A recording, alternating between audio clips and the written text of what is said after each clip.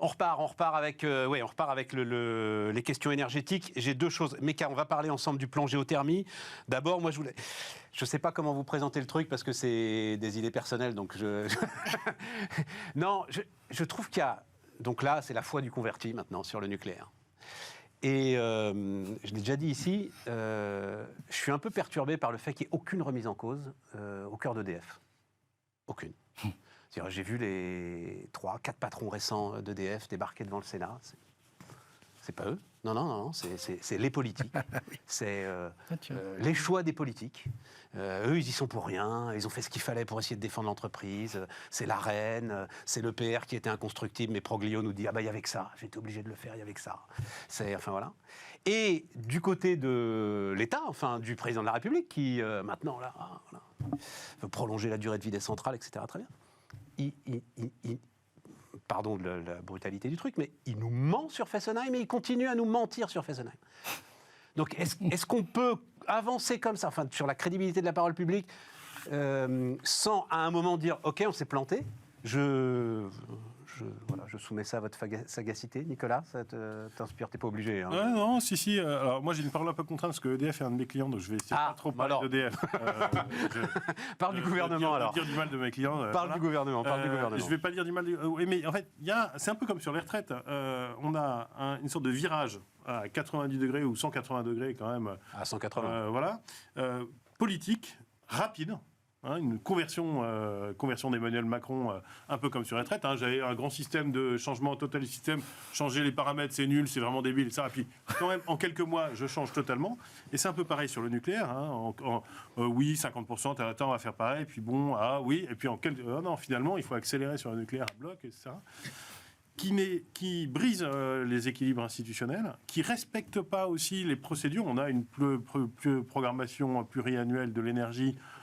Avec ça, c'est des lois qui sont passées, qui sont votées. On a une consultation par la CNDP qui justement essaye de faire le bilan, de regarder Commission nationale du débat public, où on essaye d'engager un peu, d'écouter toutes les parties prenantes pour voir dans quelles conditions, comment est-ce qu'on se remet sur un choix comme ça, etc.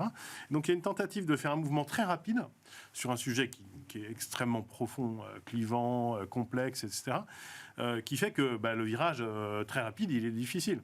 Et en plus, le fond derrière, c'est qu'effectivement, il y a une confiance dans la gouvernance du fait qu'on va y arriver, où tout le monde est légitime à être très sceptique. Enfin, dans le couple État-opérateur public, il y a un truc qui ne marche plus. Et donc, on se dit, on ne va même pas y arriver. Et on fait un pari à 10-15 ans, où dans 15 ans, si on les a fait, ces 6 EPR, plus les petits réacteurs, etc., on se dit, mais il aura fallu qu'on soit passé par un changement monumental de gouvernance de tout ça, et on ne le voit pas arriver. On n'est pas en train de se dire, tiens, incroyable, on se met en branle, tac, tac, tac, tout le monde s'aligne, quoi. Et donc, il y a quelque chose qui ne se gouverne pas, qui est très français, dans l'inefficacité de la consultation, dans l'appareil d'État qui ne marche pas, et dans la foi dans la décision éclairée du suprême leader. C'est ça. C'est exactement ça. La décision. Et donc il faudrait quand même un peu rationaliser tout ça, un peu par en bas. Mais c'est compliqué. C'est compliqué. Alors voilà. Après, on peut garder de l'espoir. Parce que mine de rien les choses changent, les équilibres bougent, etc. Et il nous reste des compétences. Il y a dans tout l'environnement d'EDF quand même des compétences assez fortes qui restent là. Non mais ne parle pas d'EDF. Meka va parler d'EDF si elle veut bien. Quand t'arrives pas à construire, quand ça fait 10 ans que t'arrives pas à construire un truc, Meka, à un moment faut s'arrêter, se poser des questions. En tout cas, donner les explications avec. Non mais il y a cette affaire est quand même très complexe et en même temps, ce qui est complexe, c'est que on explique, c'est comme avec les enfants. Si on n'explique pas les choses très clairement, comment veut-on que les enfants fassent confiance ? Oui, mais on n'est pas des enfants, là. Mais justement, on n'est pas des enfants. Raison de plus de nous dire, on dit qu'il faut dire la vérité aux enfants, leur expliquer, etc. Pourquoi les adultes, on ne peut pas leur expliquer les choses très clairement ? On n'a qu'à nous expliquer ce qui se passe. on n'est pas là pour montrer du doigt, pour chercher des fautifs, etc. Peut-être que la judiciarisation n'aide pas. Les gens non, peuvent- pas sur mais Fessenheim. quand même, non, je parle pas de Fessenheim, je parlais moi, c'est du ça, procès mon de sujet. Flamanville qui dure depuis très longtemps. Ah oui, Ça, oui. c'est un vrai sujet. Mais en tout cas, donner les explications. Il faut donner des explications. En fait, ce qui ne va pas dans tout ça, c'est qu'au lieu de parler du pourquoi, on parle toujours du comment. Et voilà comment on va faire, et les retraites, et les machins. Donc, on a besoin de comprendre le pourquoi. Et on voit bien que quand on nous explique pourquoi il faut faire, par exemple, des économies d'énergie, RTE nous a donné des explications, nous a donné des moyens, nous a donné même un truc de mesure avec Watt. On s'y est mis, on a tous compris ce qu'il fallait faire et les gens, ils ont fait des efforts et ils ont compris collectivement. On a fait les efforts qu'il fallait pour ne pas être en situation d'explosion. Donc ça, c'est vraiment très important de comprendre le pourquoi du comment. Et donc, si on ne comprend pas le pourquoi, on n'arrivera pas à faire confiance pour avancer. Nous avions une confiance aveugle dans le nucléaire. La responsabilité Elle est toujours là. Elle est toujours là. Mais on a besoin... La responsabilité du dirigeant, moi, c'est l'administration, ça m'intéresse. Je vois les quatre patrons d'EDF. À la limite, Jean-Bernard Lévy, c'est le seul que j'exonère. Il a tout pris. Il ne pouvait plus rien faire. C'est le dernier. Mais de l'entrée en bourse, aberrante, jusqu'à cette EPR qu'on n'arrive pas à construire, tu as 3 dirigeants qui se succèdent devant le Sénat qui disent « c'est pas moi, j'y suis pour rien, c'est pas ma faute, etc. » La responsabilité du dirigeant, enfin. Je partage tout à fait ça. J'allais faire une remarque désobligeante en disant c'est peut-être parce que ce sont que des hommes, n'est-ce pas? Prendre la responsabilité. Enfin, j'ai pas entendu Anne Lauvergeon se couvrir la tête de cendre non plus. Oui, mais enfin, pour rétablir notre index homme-femme. Elle s'est fait. Elle s'est fait lourder. Elle s'est fait lourder, ce qui n'était pas le cas des autres qui sont arrivés en fin de mandat. aussi s'est fait lourder. Si, non, il s'est fait lourder pareil. C'est son deuxième mandat déjà. Non ? Ouais, mais il a été. Bon, bref. Donc peu importe. Ce que je veux dire, c'est qu'effectivement, c'est une question de responsabilité des dirigeants et on ne peut pas dire oui, mais c'est pas de ma faute, c'est l'actionnaire, c'est machin. En tout cas, pour avoir la confiance d'une manière générale de la population, y compris dans la manière dont les dirigeants sont traités, il faut que cette capacité soit là de dire les choses clairement et la vérité. Le problème, c'est que on fait un peu de boulgui-boulga, on n'explique pas les choses très clairement et que les gens, la confiance en nucléaire existe, la capacité d'exécution, maintenant, tout le monde commence à en douter, ce qui n'est pas bien. Ah oui, c'est dans les chiffres, ça ? C'est dans les... Ouais, les Français ont... Il y a eu un creux post-Fukushima. Ouais, d'accord. C'est très reparti, c'est dingue. C'est comme si, moi, ça fait rêver. On a l'impression qu'il y a des communicants de malades mentaux qui ont fait une campagne de communication pour changer l'état d'esprit des Français. Les Français ont confiance en le nucléaire. Poutine, ils pensent que c'est important. Ton communicant en chef, c'est Poutine. Moi, je pense que la guerre en Ukraine a accéléré, évidemment. Mais... En revanche, la confiance dans l'opérateur public et dans le fait qu'on va y arriver, elle est faible. Et donc ça, c'est quand même très explosif. C'est-à-dire qu'on a envie d'y aller, mais on n'a plus confiance en nous. Bertrand ? On est prêt à partir. Je n'ai pas grand-chose à ajouter. Je rêve des missions où un responsable, un ministre en charge de l'énergie, mais de haut niveau, une sorte de André Giraud, un scientifique avec une certaine autorité, pas forcément... des ministres qui connaissent pas leur sujet, ou qui sont là de passage. Je rêve d'une émission pendant 1 heure où les Français posent leurs questions. Voilà. Tu veux refaire les dossiers de l'écran nostalgique des années 70. Mais ou même des années 60. Mais oui, mais enfin, oui, un débat, moi j'ai entendu, j'étais pas né, mais j'ai entendu après des débats entre Michel Debré et Pierre Mendès France sur les choix nucléaires du pays. Oui, évidemment. Ça avait de la gueule. Ça avait de la gueule. Bon, donc je comprends pas pourquoi ce genre d'émission ne peut pas être monté et pourquoi on a droit qu'à des punchlines, des petits trucs, des petits machins. Tu as tellement raison là-dessus. Sur des sujets, alors sur tout un tas de sujets d'actualité, c'est pas un problème, mais sur des sujets qui engagent l'avenir du pays sur plusieurs décennies, c'est quand même incroyable que le système politico-médiatique ne soit pas capable d'organiser ce genre de choses. Quant à la responsabilité des dirigeants, c'est un problème d'éthique personnelle. Je pense qu'un haut fonctionnaire, parce qu'on parle de haut fonctionnaire quand même, un haut fonctionnaire doit démissionner lorsque l'État lui donne un ordre qui est manifestement contraire à ses convictions ou contraire à l'intérêt qu'il se fait du pays. Voilà. C'est aussi simple que ça. Et voilà. Et donc parce que j'exonérais Jean-Bernard Lévy, et donc quand on lui pique 10 milliards d'EBITDA pour... il démissionne. Il doit démissionner. Évidemment. Il ne doit pas assumer le truc en disant... Non, ça c'est moi je veux bien au niveau d'un chef de bureau, mais au niveau d'un responsable qui est en charge d'une communauté humaine de plusieurs dizaines de milliers ou de centaines de milliers de personnes, qui est son entreprise, et puis au-delà, d'une certaine manière en charge quand même opérationnellement, en tout cas pas politiquement, mais de l'avenir énergétique du pays, moi je crois que le gars peut se grandir en démissionnant, plutôt qu'ensuite en parlant du fin fond de sa retraite, une fois qu'il a été lourdé, pour dire à quel point, pour taper sur les gouvernements en disant j'avais pas les moyens. Mais quand on n'a pas les moyens de sa politique, qu'on est entravé par des lois débiles, ce qui arrive à certains fonctionnaires parfois, dans ce cas-là, on démissionne. C'est pas très compliqué. Un mot complémentaire. Après, c'est pas pour défendre les dirigeants d'entreprise, mais ce sont aussi des êtres humains. Et peut-être que quand ils étaient dans le feu de l'action, quand on lui a piqué les 10 milliards, peut-être qu'on lui a donné des explications, etc. Et que peut-être que des tas de gens sont venus avec des tableaux, des chiffres, des points. Non. À un moment, il a pensé faire un recours. Alors, c'est les syndicats d'EDF qui l'ont fait, mais à un moment, il a pensé faire un recours contre sa tutelle, recours en justice contre sa tutelle. Si c'était pour faire ça, il fallait effectivement oui, voilà. jusqu'au bout. Oui, mais non, parce qu'il est dans... Pardon, hein, mais il y a un côté moine-soldat. Il y a un côté...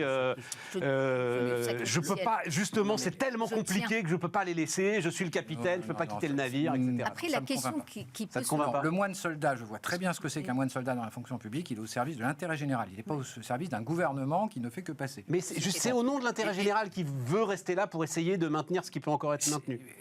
Oui, c'est un problème voilà, mais il y a des choix qui sont à peu près irréversibles qui sont faits par un gouvernement. Si le dirigeant pense qu'il peut préserver l'essentiel, tant mieux, mais je ne suis pas sûr que ça ait toujours été le cas. Je crois que c'est toujours une culture de la soumission, plutôt, et du fait qu'on ne sait pas démissionner.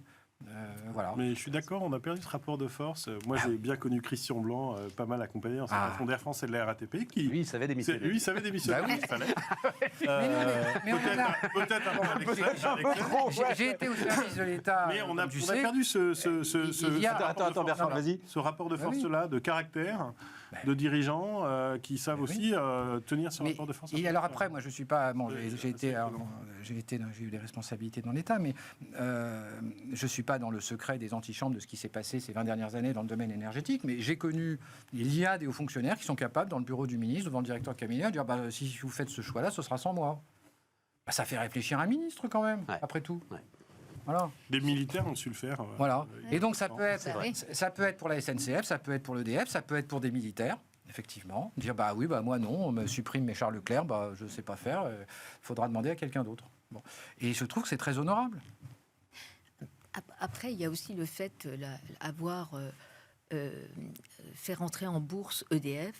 Moi, j'ai jamais acheté une action EDF, je dois le dire, parce que je trouvais que j'étais mal placée en tant que personne physique d'avoir une opinion sur l'entretien des barrages, des centrales nucléaires, des machins. Ça, c'est du régalien. Pour moi, c'est impossible de demander à la bourse, comme outil, d'avoir une visibilité, une capacité de maintenir ce type de société où vraiment on est dans du régalien et dans des dossiers. La preuve, ça a été retiré de la cote. Mais évidemment. C'est Patrick Pouyanné, le patron de Total, le dit. L'engagement nucléaire est tel que ça ne peut être que une responsabilité d'État. Tu peux pas gérer ça au trimestre, c'est ahurissant. Ahurissant. Ouais, mais ils étaient super fiers. Alors moi, là, j'étais dedans, je m'en souviens très très bien. À un moment, les choses étant ce qu'elles sont, EDF est devenue la première capitalisation de la Bourse de Paris. À l'époque, il prenait la place de Total. Christophe de Margerie était furieux. Il disait, mais c'est n'importe quoi, parce qu'il y avait un flottant très très étroit. Je ne sais plus quelle était la proportion du capital mis en bourse. Enfin bon, bref. Donc, plan géothermie méca lancé donc en fin de semaine dernière. Produire en 15 à 20 ans l'équivalent de 100 TWh de gaz. Alors là, c'est idée de proportion, comme dit Jean Covici, c'est grand mérite. Les bonnes années, c'est un quart de la production d'EDF, quand même. C'est massif. Là, aujourd'hui, juste pour donner des ordres de grandeur, ce que nous achetons à la Russie comme gaz, c'est 90 terawatts. Donc c'est pour donner un peu ce que cela représenterait. Et qu'est-ce que c'est la géothermie ? La géothermie, c'est quelque chose qui existe partout en France. C'est aller chercher l'eau qui est chaude en permanence, un peu 200 mètres sous terre. Voilà. On a besoin toute la technologie, toute la filière existe avec Schlumberger, avec BRGM. qui est capable de cartographier ça. Alors, toute la France n'est pas cartographiée, donc la première chose à faire, c'est faire la cartographie. La filière existe. Celsius Energy a lancé ça comme une action collective à notre session le sommet de l'UVD, l'Université de la Ville de demain, au mois de juillet dernier. On a mis tout le monde ensemble. Gilles de Margerie qui dirige France Stratégie. Nous avons mis Schlumberger, nous avons mis l'Air Nouvelle, etc. Tout le monde en 6 mois, on a créé les moyens au Salon des maires. On a annoncé le lancement de France Géoénergie, et puis ça a été lancé la semaine dernière par François Bayrou et Agnès Pannier-Runacher. Mais l'idée, c'est de former les gens. Or, on peut les former, les foreurs. Les foreurs, on peut les former en 11 mois. On n'a pas besoin d'avoir 5 ans de... Mais vas-y. Moi, je pense que, évidemment, le diable, c'est dans l'exécution. Il ne faut pas lâcher. Mais en revanche, avoir la capacité de transformer, de trouver des innovations qui sont là, ici, chez nous, et qu'en plus, on pourra exporter, parce que toute l'Europe a cette capacité-là, eh bien, c'est quand même... Ça vaut le coup de l'essayer et d'y aller massivement. Voilà, je suis... Je t'entends, j'entends ton enthousiasme, j'y crois pas un instant. Je vais être très franc avec toi. Tu regardes le fiasco de la rénovation énergétique des bâtiments, de l'idée d'une filière, c'est exactement le même sujet. C'est-à-dire, tu avais vraiment une masse d'emplois non délocalisables, un boulot en plus super intéressant à faire, de l'argent public disponible et une évidence climatique à faire ça. C'est un fiasco total. On l'a fait avec le logement. Et surtout les copropriétés. D'abord, dans les copros, ça a plutôt créé la fête des voisins qu'une réalité de travaux. Et ben voilà. Parce qu'il faut faire la totalité. Et pour les maisons individuelles, ça a été compliqué pour les gens qui avaient du mal, malgré les aides, etc., à joindre les deux bouts. Et ça demandait quand même beaucoup plus de choses. Si on l'avait fait sur l'ensemble du bâtiment, c'est-à-dire les grosses industries, les grandes entreprises, les foncières, etc., ça aurait probablement eu... C'est une question de fléchage. Plus d'effets. Les Allemands... Et là, donc, attends, parce que ça m'intéresse, ton plan géothermie, l'idée, c'est pas que chacun creuse son truc pour chauffer sa maison. Non. L'idée, c'est d'aller vers le massif. Pour le massif. Pour l'industrie, pour chauffer... c'est la massification et l'ouvrir à l'ensemble. Alors, il y a des aides pour les particuliers, mais c'est surtout la massification un peu partout par rapport à la disponibilité. Alors là, encore Poutine, merci, on ne le remerciera jamais assez pour s'occuper de la com de ça. Comme on a un problème énergétique, évidemment, on peut aller plus vite que quand on ne l'avait pas l'année dernière à cette époque-ci. On disait, voilà, le gaz russe est moins cher. Alors, on verra. En tout cas, la mobilisation est là et les gens ont envie de faire. Alors, il ne faut pas casser les bonnes volontés. Tout à fait. Et puis... C'est un signe supplémentaire aussi de ce qu'il n'y a sans doute pas de fatalité sur l'ensemble de ces questions. Et que c'est vrai que l'eau chaude, elle est là. Il suffit d'aller la chercher. Non, je n'ai pas d'avis là-dessus, enfin, ça fait partie Nicolas. De la palette de solutions. L'énergie alternative. Non, mais il y a une accélération très nette. La demande de pompe à chaleur... Oui, mais la pompe à chaleur, elle est électrique. Aujourd'hui, ce que finance MaPrimeRénov', c'est la pompe à chaleur électrique. Oui, bien sûr, c'est la PAC. Oui, mais même là-dessus, il y a une accélération massive qui montre qu'en fait, on est capable de mener... Il y a une filière... Ça a mis longtemps de faire une filière d'installation, de production, et ça. Pour l'instant, on les produit en Chine, les PAC RO, ça. Mais on sait le faire ici. Mais en fait, je pense qu'une accélération est possible sur la géothermie aussi. Mais moi, ma question, c'était sur les unités plutôt. Est-ce que c'est... Parce que la pompe à thermie du pavillon, je pense que c'est plus compliqué que celle des usines, des petits logements intermédiaires, etc. Et ça, il y a un très grand potentiel. La massification permettra au contraire d'aller plus vite et d'avoir des valeurs d'exemple et en plus des courbes d'expérience. Mais t'as pas les bras pour faire ça, Mika. T'as pas les bras pour la rénovation énergétique, t'as pas les bras pour... Enfin, ça nous ramène au sujet du travail. Les bras, on les a. C'est la capacité de prendre la décision. Quelqu'un qui est propriétaire de sa maison individuelle n'a pas tous les moyens d'avoir un bureau d'études, etc., pour prendre des décisions. C'était une question de fléchage. Les Allemands ont fléché notamment tout le plan vert de von der Leyen. Ils l'ont fléché sur tous les bâtiments. Donc c'est plutôt les grosses boîtes qui se sont mis. Donc ça permet d'accélérer. C'est comme les histoires d'économie d'énergie. Si les entreprises, etc., commencent à baisser leur consommation, ça va plus vite que si uniquement chacun d'entre nous éteindre la lumière. Ça aussi, ça a contribué. Mais quand même, il y a des actions qui peuvent être accélérateurs. Numérique, pour terminer, Nicolas. Donc, parce que tu es aussi président de Renaissance Numérique. Tout à fait. Voilà, c'est ça. qui est un petit institut Montaigne dédié au numérique, avec une philosophie pas exactement la même, mais voilà, un petit think tank. Pas si petit d'ailleurs, parce que c'est le principal. J'en ai parlé la semaine dernière. Donc c'est chiffres récents publiés par... donc c'est l'étude annuelle Arcep-Arcom, c'est ça, baromètre du numérique. Et il y a 2 trucs sur lesquels, alors j'aimerais votre avis, mais le tien tout particulièrement. Donc 40%, on va voir les images, 40% de la population aujourd'hui n'a pas l'impression de maîtriser les outils numériques pour les différentes démarches et activités du quotidien. Alors ça, c'est... Non, d'abord, voilà. Donc ça, c'est le camembert assez classique. Donc on se retrouve avec 40% des gens que vous voyez en mauve clair et foncé, qui donc pensent qu'ils sont un peu à la traîne. Mais effectivement, comme le temps tourne très vite, c'est le deuxième point qui m'a beaucoup surpris. Et que ça ne s'améliore pas. La part des Français qui déclarent rencontrer des freins dans la pleine utilisation des outils digitaux passe à nouveau la barre des 50%. Donc il y a plus de 50% des Français qui pensent qu'ils ne peuvent pas exploiter le potentiel de ce qu'ils ont entre les mains. C'est une hausse de 13 points par rapport à 2020. Et notamment, on le voit là, chez les plus jeunes. En fait, la plus forte proportion, donc vous voyez, chez les plus jeunes. Ça me perturbe. Non, mais tu comprends, si nos digital natives sont perdus... Eh ben oui. Une question, ils sont perdus pourquoi? Parce qu'ils ne maîtrisent pas la technique ou parce qu'ils se retrouvent face à des sites qui sont mal faits, qui bug D'où ma question au président de Renaissance Numérique. Alors moi, je suis complètement dans la catégorie de ceux qui ont des difficultés. Mais c'est pas parce que je maîtrise pas l'outil, c'est juste que j'ai des sites qui sont ni fait ni à faire et qui bug et voilà. La maîtrise n'est pas très... Alors, il y a les 2 aspects du spectre. Bon, il y a les seniors qui restent quand même des laissés pour compte, enfin les seniors et des CSP, un peu moins, des gens en périphérie, etc., qui restent des laissés pour compte du numérique, qu'on n'embarque pas dans un moment où on a accéléré comme des malades sur la digitalisation. On les a quand même pas embarqués, et du coup, ils étaient un peu largués, et là, ils sont... voilà. Donc ça explique qu'ils n'ont pas progressé, et ça, c'est quand même préoccupant. Et sur les jeunes, il y a une moins grande maîtrise profonde des outils. Ils utilisent un smartphone avec des choses extrêmement optimisées pour plein d'usages courants qui vont très vite. C'est ça, les fameux UX sont tellement bien faits par les grandes applications. Voilà. Ils sont sur une banque en ligne où tout est optimisé, ils font des Lydia en 5 minutes, etc.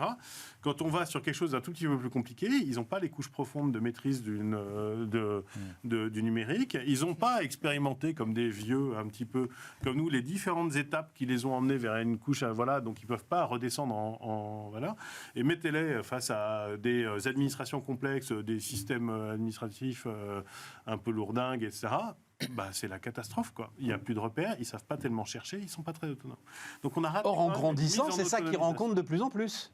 En fait, en grandissant, ils quittent TikTok pour se retrouver face à la CNAM. Bien sûr. Ou aller sur... Je résume.